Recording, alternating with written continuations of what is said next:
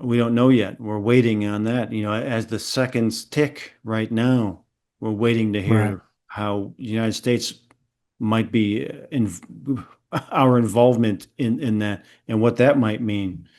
Um, and again, it takes me back to that feeling from the luminosity sessions Hmm.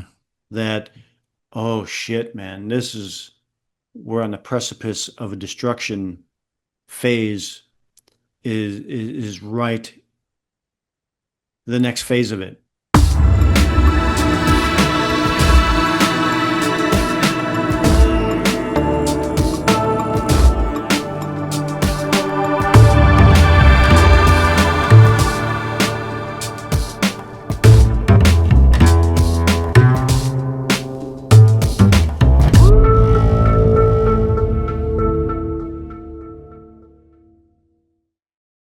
In 2023, the remote viewing team was tasked to look at a target which they missed. Instead, they all brought back elements of something that ended up coming true in the very near future. We've come to refer to this as the Luminosity Event. This event was when Hamas launched a massive attack on Israel. The target they were looking at didn't show up in the data. They all brought back elements of this event. I'm joined with remote viewer Edward Riordan tonight. He's going to talk about the Luminosity Event and how some of it may have elements and indications of the potential war drums that we're hearing today. Edward, welcome back to the show. How are you, sir? Thanks, man. It's great to be here, doing well, and yeah, always good to talk to you, man. Yeah, we had a recent conversation talking about cold plunges, and Love it. it was a great discussion. But we want to talk about something that's looming in the current events world right now. We had these attacks from Israel to Iran, Iran over to Israel, and you made a comment in our private threads talking about a connection, possible connection to this luminosity event. Can you expand on that a little bit? Well, when when we did those sessions, which I think was in September of 2023, and we don't know what the hell. We're all blind to the target. We get the Right. target, and we get done with all the sessions, and we do the debrief, and in the debrief, we're informed that nobody got anything related to the target, but we all had a similar theme. All of us had a Right. similar theme, and um, so we were like, wait a minute, we bombed on the target. Why are we going to go over it? Why are we going to do this to ourselves? We're going to make Right. ourselves. Right. We all bombed on the target. Bombs being a very important word, in regards to Yeah. it, because we all had war data, Hmm. data related to conflict and war, and the target that we were was nothing related to that. And so when we did the debrief, and the viewers we're trying to come to grips with with all this, because it's like, wait a minute, on one part of my brain is saying, wait a minute, we missed the target. Why are we doing this? Yeah. My other part of my brain is saying, wait a minute, we're all picking up on something more important than what the target was, you know. Right. And that needs to be so those two ideas were battling in my brain at the same time, you know? It's difficult. I just took a note. The value in sometimes missing the target, right? Yes, yeah, In that's in that's in your exactly. session. Hmm. And then it turned into, wait a minute, you know, um, that what we what came through in our work was representing something that was more important than what the target was, and it was timely. Hmm. It was very timely. So we couldn't wait for someone to task us out something for it that would be related to it. We this is my assumption of it Right. as the viewers. we had to put this out there because it was timely. Regardless of what the tasking or the target was, on some level, we all had to do produce this because something bigger was about to take place. And so I'm wrestling with all that in my mind. I remember wrestling with it after we did the debrief and everything. A Hmm. couple of weeks go by, nothing, I'm still kind of wrestling with it like, wow, man, what the hell's going on? And then when the Hamas attack on Israel happened, um, the scope of that, the magnitude of that, it just it was like hit me like a ton of bricks. The Yeah. magnitude of what that meant, because there was going to be a retaliation. Hmm. You know what I mean? That Is that what wasn't your like data said that there was going to be retaliation? I don't no I no no my what was coming through was more. I guess you could call it that, but I didn't use that word. You Hmm. know, it it was a war scene. Right. And everybody's was not Yeah. just mine. Right. I didn't use that exact word in there in my sessions that was related to it. But when the event happened on October 7th, and it wasn't like, somebody drove a car through a crowded street and ran over and killed a few people and said, Allah Right. Akbar or something like that. And Right. No, they were it's like, parachuting in over a concert and it was crazy. yeah, there's probably not going to be any kind of retaliation from that. It's terrible. It's a horrendous event, but Hmm. it's not going to start a war. You know what I mean? Hmm. But when I saw that, uh, my brain exploded. Like, this is going to start a war. The, the Hmm. the the response to this is going to be is going to trigger a freaking massive situation here, you know, and Bigger than Israel versus Hamas and the bigger volleys that went back than and forth. bigger than Hamas comes in and shoots a bunch of people, and Right. and then Israel's going to go, we're so pissed about that. What are we going to do? And no, no, no. I was like, no, they're going to retaliate. This is the catalyst for a fucking large scale thing. This is Like going the to, like an Archduke Ferdinand yeah, man. situation. Like Oh like yeah. that's the spark. Oh yeah, man. Yeah. And I was like, there was a period, I told you about that. There was a Hmm. period I was like going crazy. I was like, I couldn't resolve it in my mind, you know, Right. because it was, and then they responded, right? Hmm. They've blown the crap out of the freaking Palestine. And I'm Hmm. seeing the images, and the images are reminding me of the images that I saw when I was a kid of a future Yes. timeline. Yes. And it's like, that's it. I'm Hmm. here. This is the timeline. This is when the destruction part happens. Holy Right. fuck. And I was freaking, dude, Yeah. I remember so that discussion. badly that Hmm. my body was reacting to it. I had a welt on the back of my neck that was about this high. I couldn't move my Jeez. neck. I couldn't move Right. my head. I was freaking out so bad. I needed to do some serious cold plunging. I should have applied it to the cold plunge. Wasn't even I was couldn't even think about it back then. Right. But um, in my mind, that was going to be the trigger. That was the start of a destruction phase. And so now we're 2 years on. Um, Israel's response to Palestine is still ongoing, and now we got the next phase of it. Now, where now there's a war. There's a war with another country, and the United States might be pulled into it.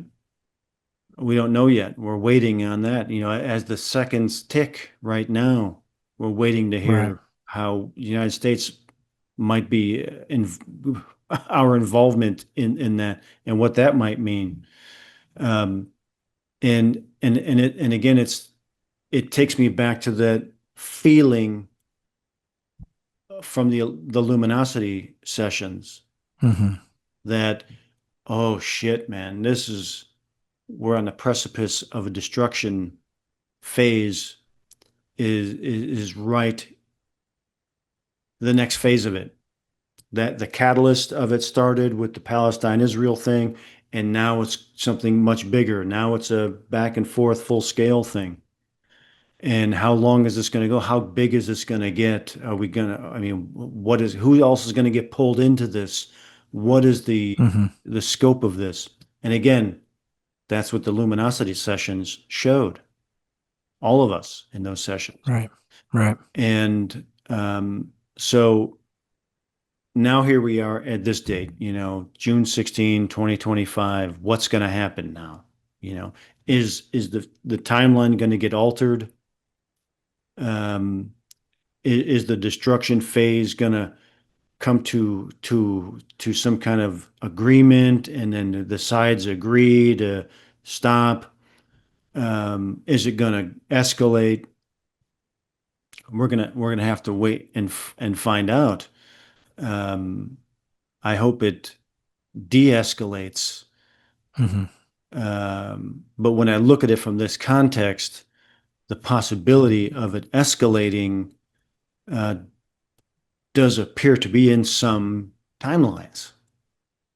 I think that's the big question that's probably on everybody's minds, right? Basically, are we going to war? Do you think this is, you know, do you have data, or is this more just your interpretation of the experience that shows like, hey, this isn't looking good right now?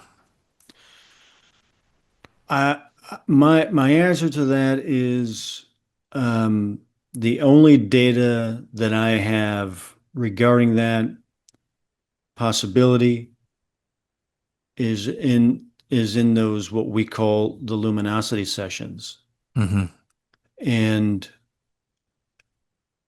and how I felt about the response, Israel's response, Right.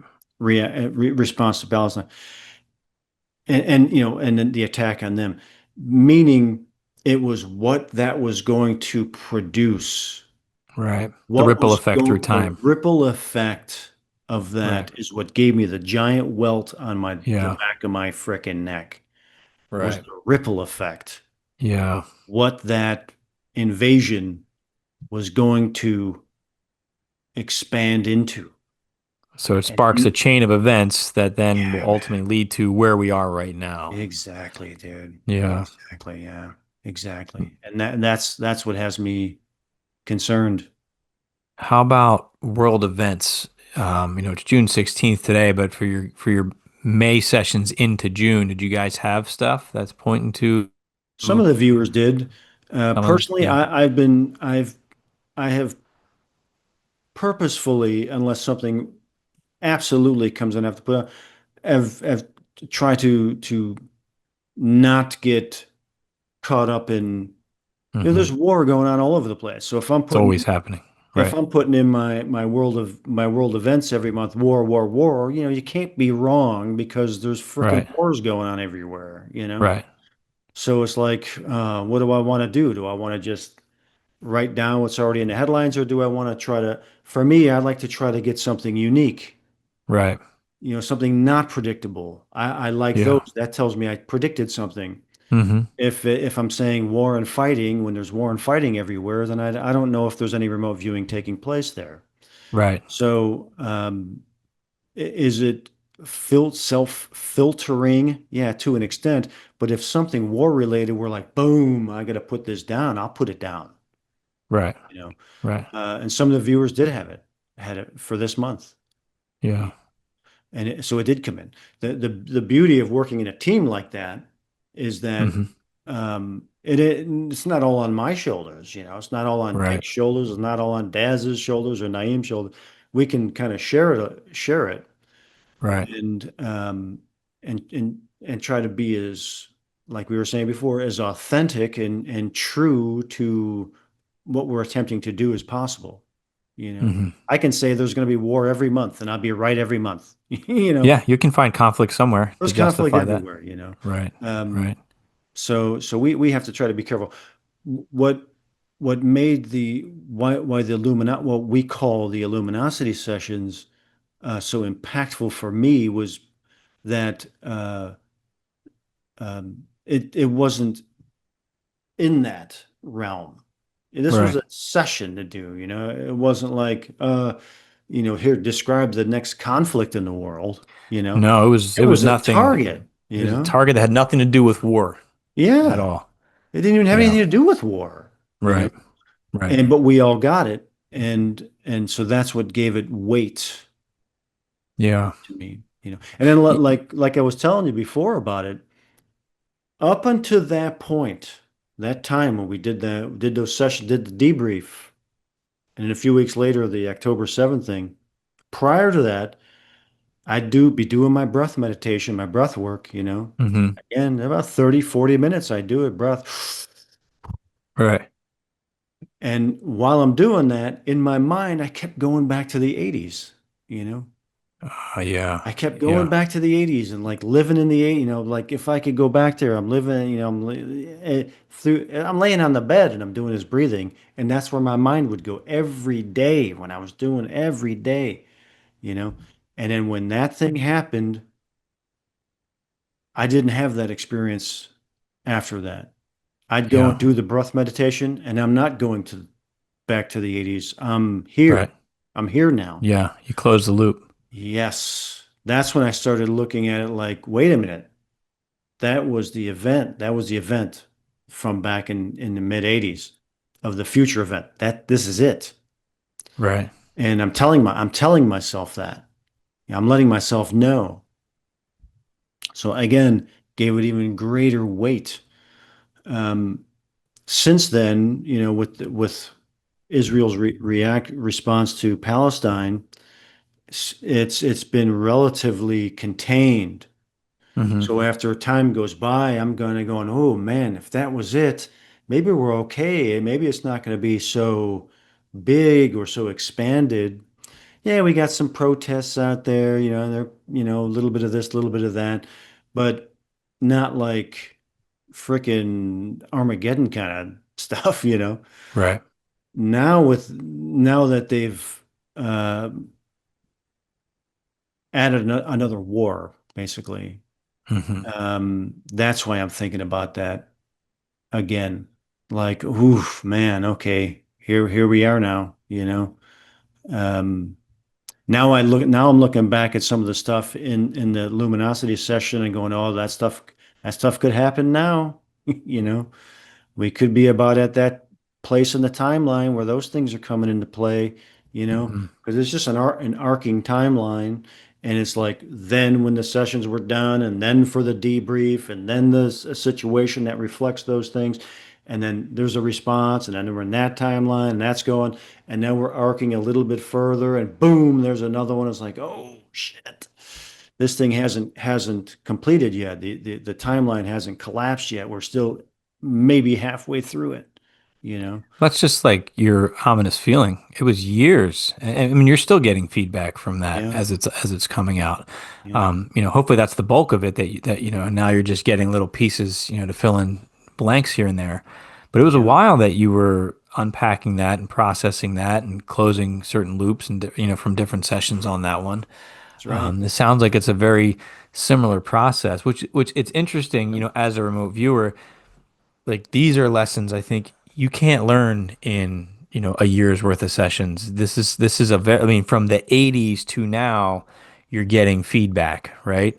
And that's, I Yeah, mean, that's one big loop. And now if we could look at COVID too, right, that's two big loops that you're working through and just yeah, trying to understand the bigger picture of like, how does this work? Why are you getting this information? Where is it coming yeah. from? These are very huge questions that I don't know that we can answer today, but I Definitely mean, not. it's a lot to think about. Yeah, yeah. I see them as like as large arcing events, timeline Yeah. events.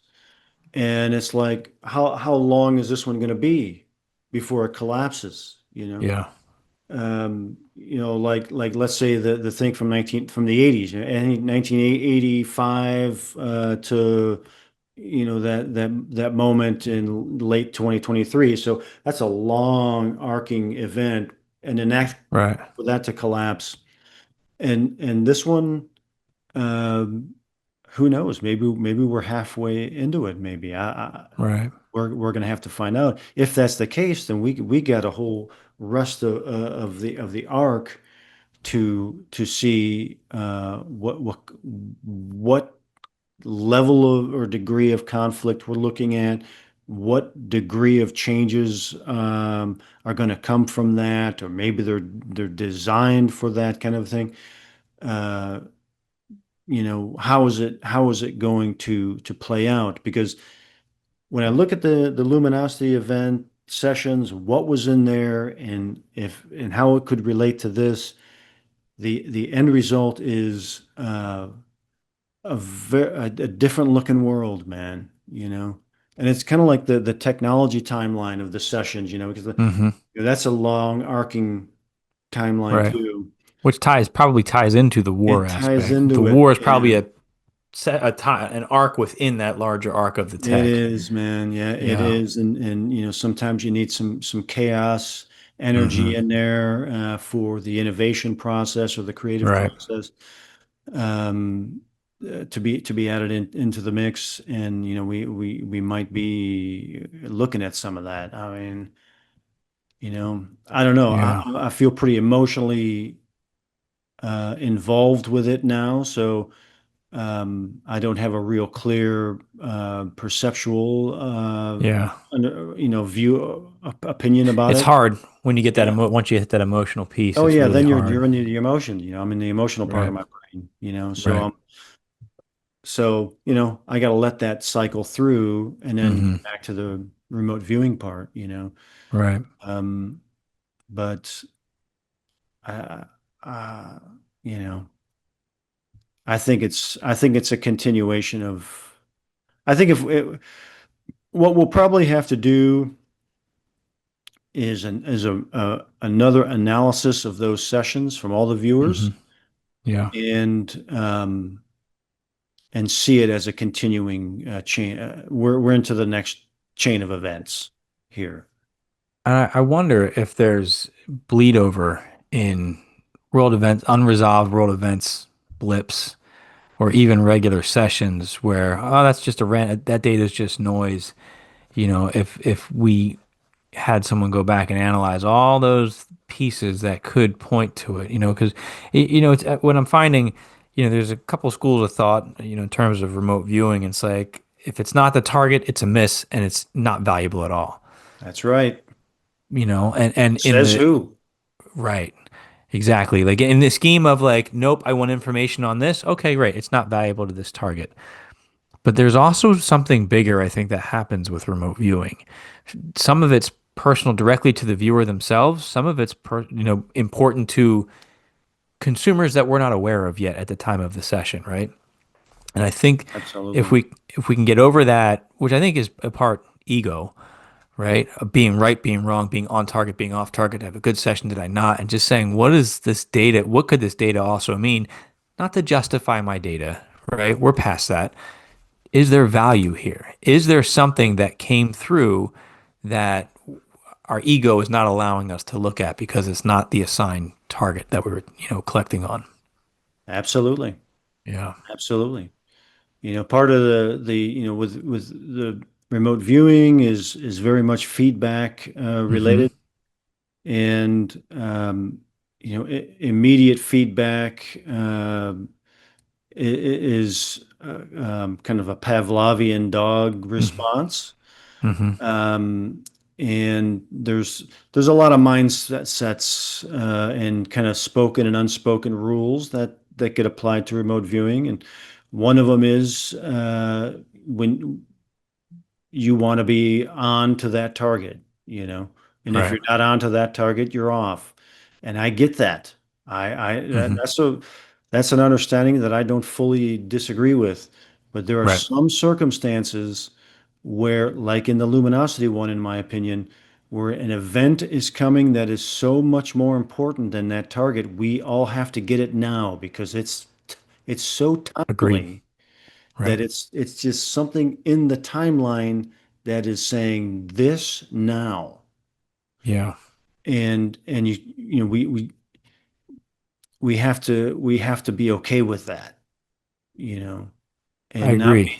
not be so hit or miss focused. We can be hit or miss focused on everything else, you know, but there are some Right. times, man, when you got to back off from that and say, what is this?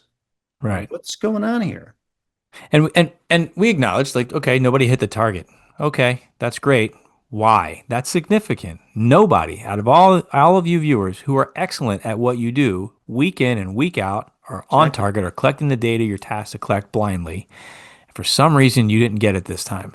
That's right. That's, that lends more credibility to this happened for a reason and is important to pay attention to. Right. And luckily for us, the taskers recognized that and said, no, you got to debrief this Yeah. anyway, um, because there's something important here. Hmm. So again, the beauty of the dynamic of the team that we have came through Hmm. in that regard for that too. Because as viewers, we would have been like, we all missed on to the next target, Right. you know. Right. Um, and so, that kind of it kind of forced us to kind of go, well, wait a minute, man, what actually did happen here? Yeah. What's going on here? Okay, something bigger. I'm on board. I'm on board, Right. you know? Right. Because there's value in it. Yeah, It's yeah, it's moving beyond, and I think looking at data in that sense, it's for people who are experienced. If you're new to remote viewing, stick to the structure, stick to what you're looking at. yes, yeah, You guys have done this for a long time. You reach a point where you can start analyzing your data and looking at it that way, where right, you're consistently hitting your targets.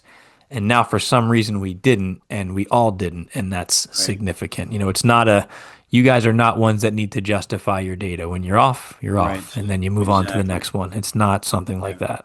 If I do a crap session, I'm not going to say, well, my session was valid in an alternate universe. I'm never going to do that, dude. I'm Right. like, okay, all right, Right. whatever. It didn't work. It didn't work this Right. time, you Right. know. Let, And let me ask I'll you be this though. totally fine with that. What do you do if you've I'm sure you've experienced this. Have you ever done a session and it feels great? You enjoy the session, you just have that experience, right? Where it's like, man, this is feels really good. And you look at the feedback and you're like, wow, that was not, I'm not on target at all. But that data felt important to you. Have you ever had an experience like that where you still took value Absolutely. from that data? Oh yeah, absolutely. It's one of the stories I tend to kind of talk about it when these topics come up. But I did a session. I recorded it. It's up there too. If you go Hmm. back through the years.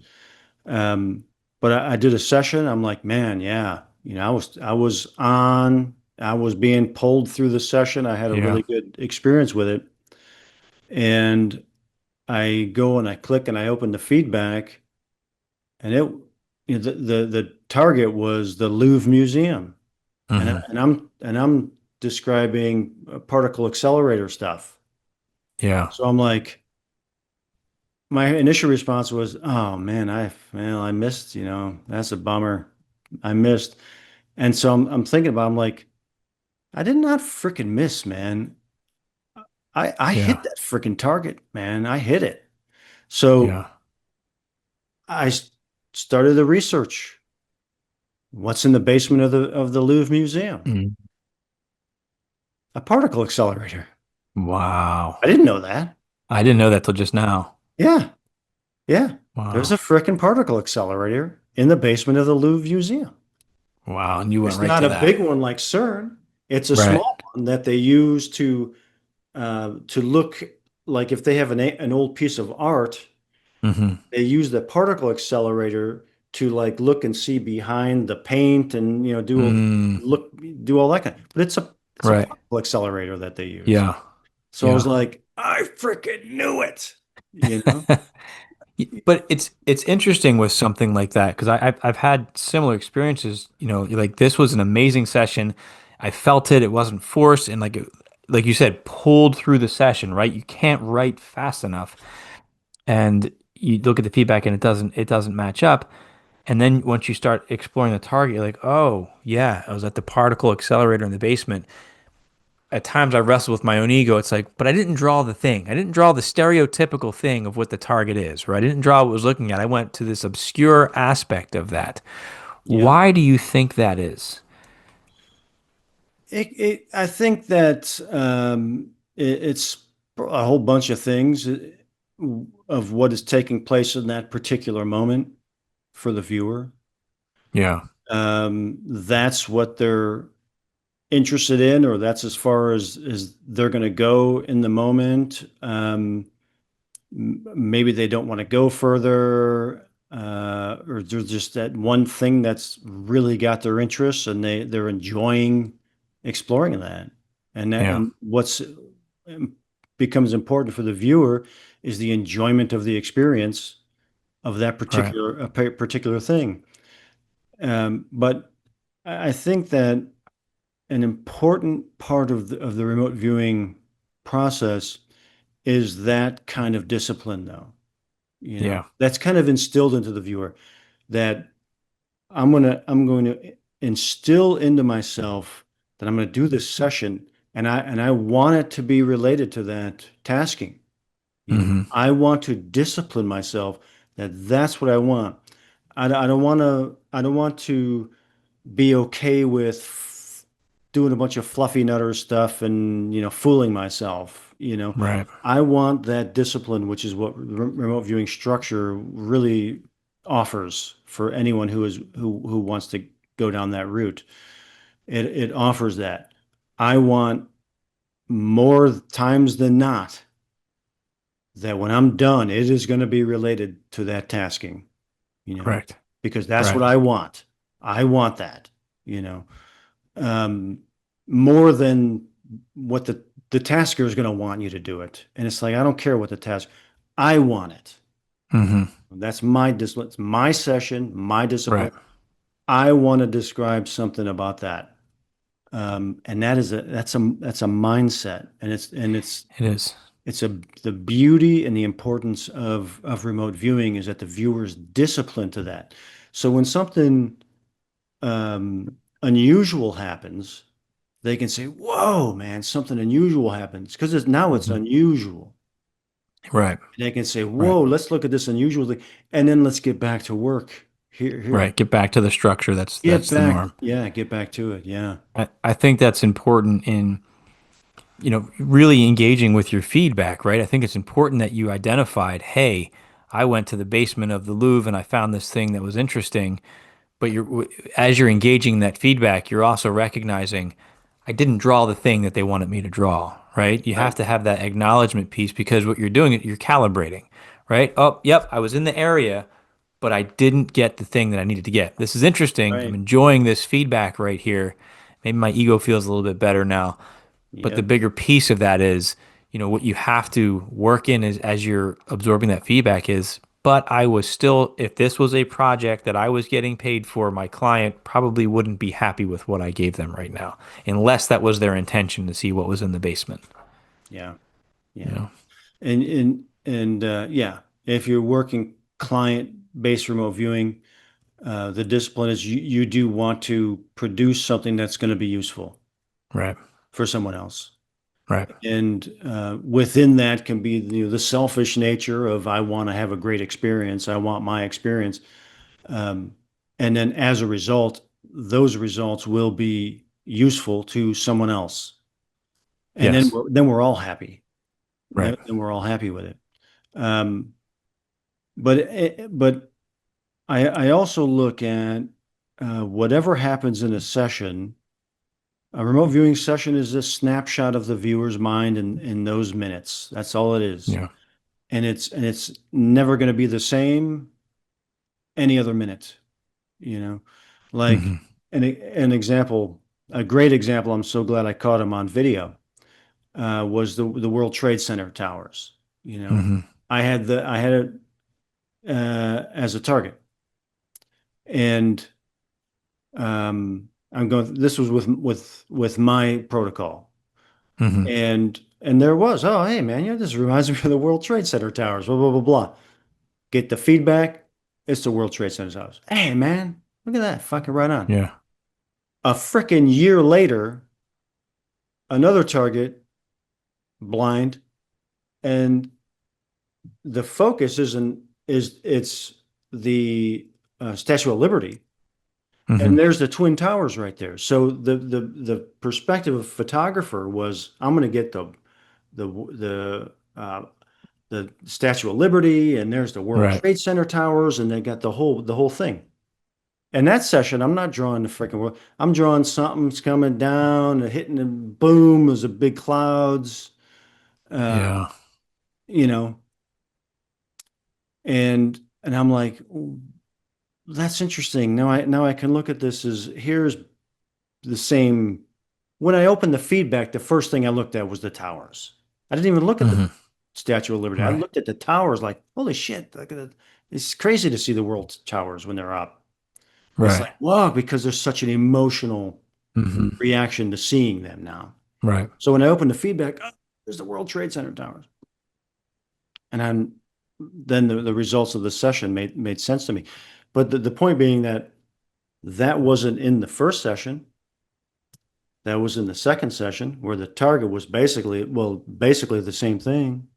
Hmm. But I'm of the opinion that every single second that goes by that session, if it's done in this series of seconds or if it's done in this series of seconds, could be the same exact target.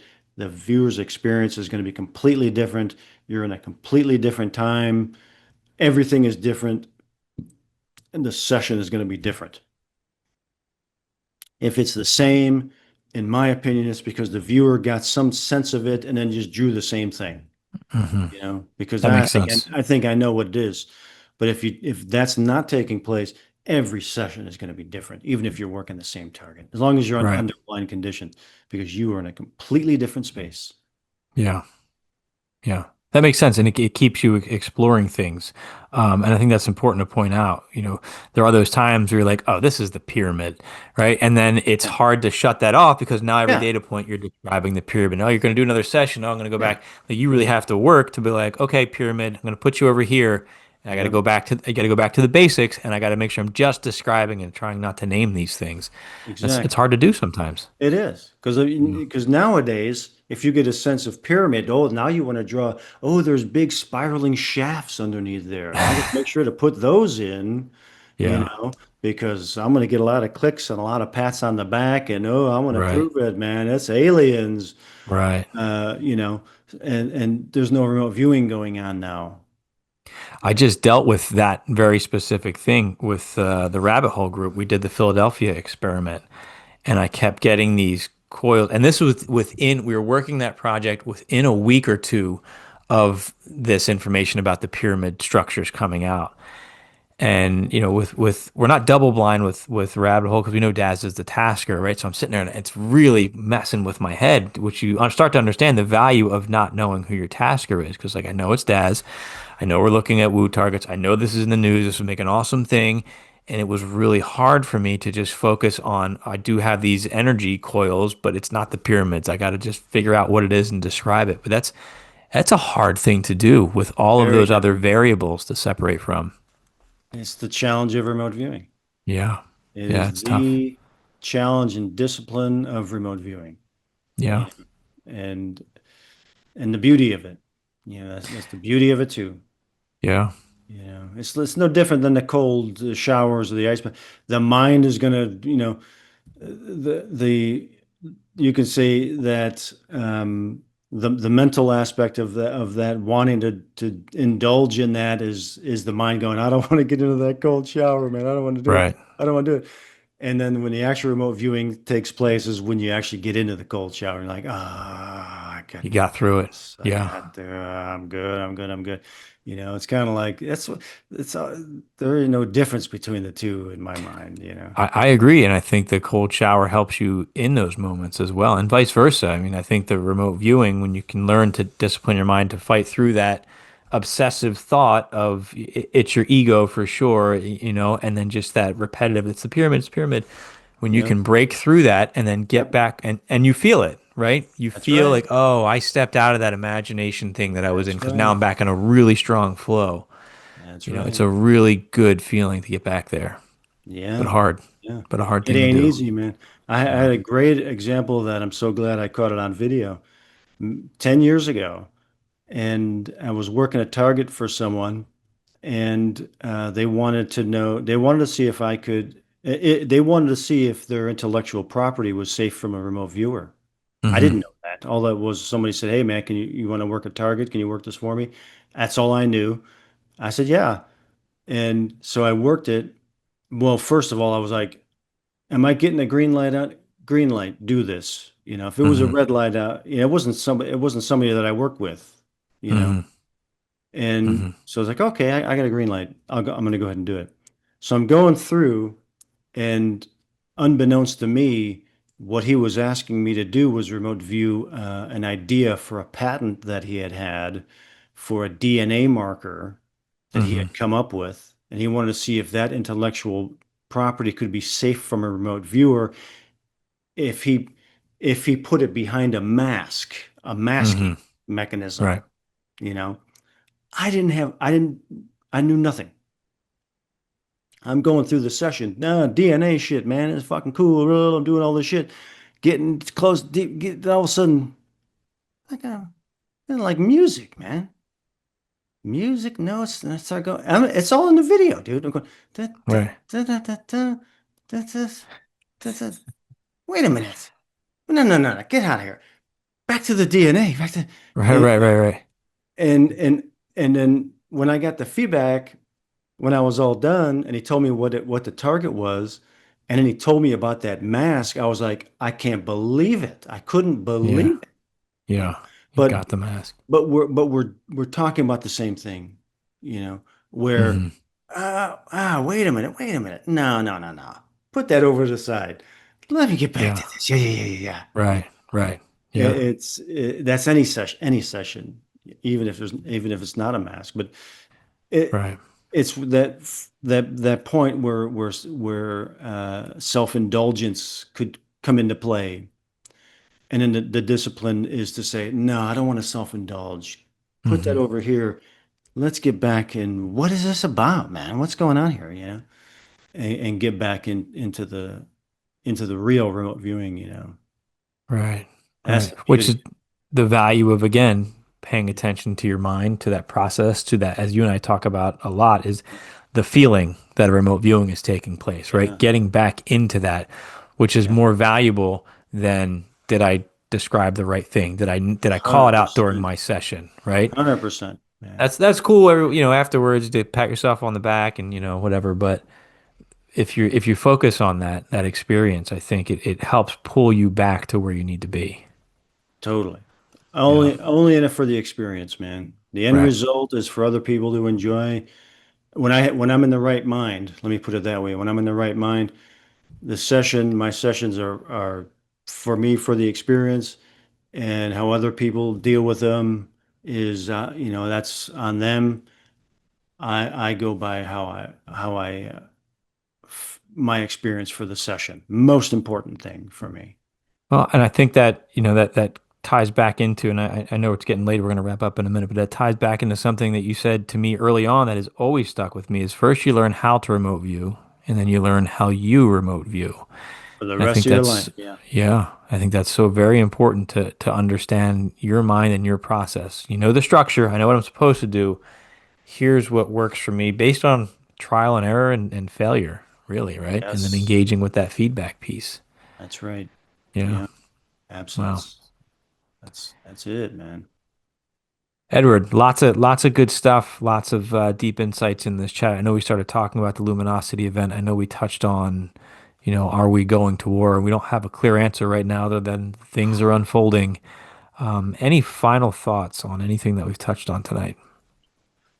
Um, I think that like with this one, talking about like the luminosity thing is how I feel about it now is I feel okay to just be able to sit back and say whatever's going to happen is going to happen. It's Right. completely out of my control. The only thing I control, just like back to the cold showers, the only thing I can control is my mind's reaction to the cold water, man. That's Yeah. what I can control. And whether or not this war is going to escalate is I have no control over it.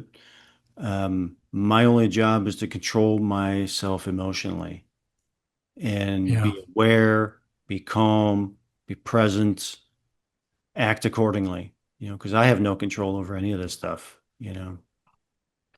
Imagine if we could all do that, control our emotional output, what impact that could potentially have, on the world and everything. Well, I know the human race has the capacity, and I'm always rooting for humanity. And Yeah. and you know what? Every human being has the ability to get into that ice bath and control their mind Yeah. and adjust their body chemistry. They can do it. Will they do it as outside of my control? But That's they right. But we they have the can. tools we They need. We definitely all have the can. tools we need. I agree. I'm with you. They can. They Very definitely can. empowering. I agree, Edward. Well, thank you once again for sharing your insights and your experience with all of us, Edward. It's always a pleasure having you on the show. I've got a laundry list of stuff that we can dive into next time, so I'm looking forward to our next conversation. Always look forward to it, man. Always look forward. Awesome. Awesome. On behalf of Edward and the rest of the Future Forecasting Group, I'm Dennis Nappy II. Thanks for watching.